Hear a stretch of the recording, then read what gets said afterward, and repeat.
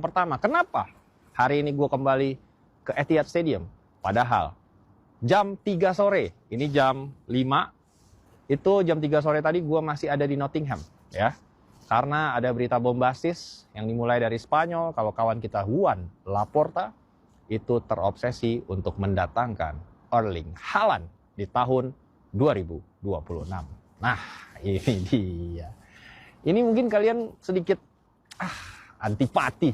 Mana mungkin Juan Laporta dan Barcelona punya uang untuk mendatangkan Erling Braut Haaland yang gacor parah ini, gitu. Di musim terburuknya aja dia mencetak 34 gol, my friend, ya. Tapi kita semua tahu Juan Laporta ke Kongo aja dia cari uangnya, ya.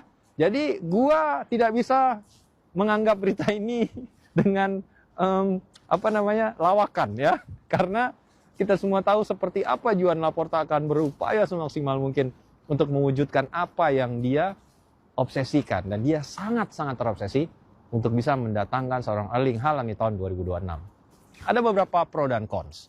Kita mulai dulu dari cons, ya. Kita semua tahu jika Erling Haaland baru saja memperpanjang kontraknya dengan Manchester City hingga 9 tahun ke depan, ya. Jadi kontraknya ini panjang banget nih, my friend. Kenapa dikasih kontrak 9 tahun?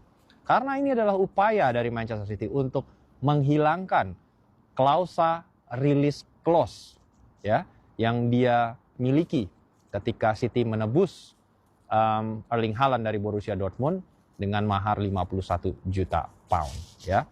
Jadi bagian dari kesepakatan itu sebenarnya di tahun ketiga atau keempat Haaland itu punya release clause yang bisa diaktifkan oleh klub-klub tertentu, dan dalam upaya City untuk menghilangkan klausa itu diperpanjanglah kontrak Haaland sepanjang 9 tahun dengan gaji yang fantastis, ya. Practically dia adalah pemain dengan gaji tertinggi di Manchester City saat ini dengan nominal 400.000 pound sterling.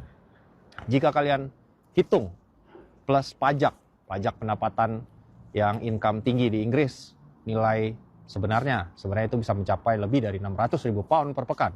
Ini menjadi question mark, apakah jika memang Barcelona ingin mendatangkan Erling Haaland, berapa uang yang harus digelontorkan, tidak hanya untuk mahar transfer, tapi juga gaji, ya.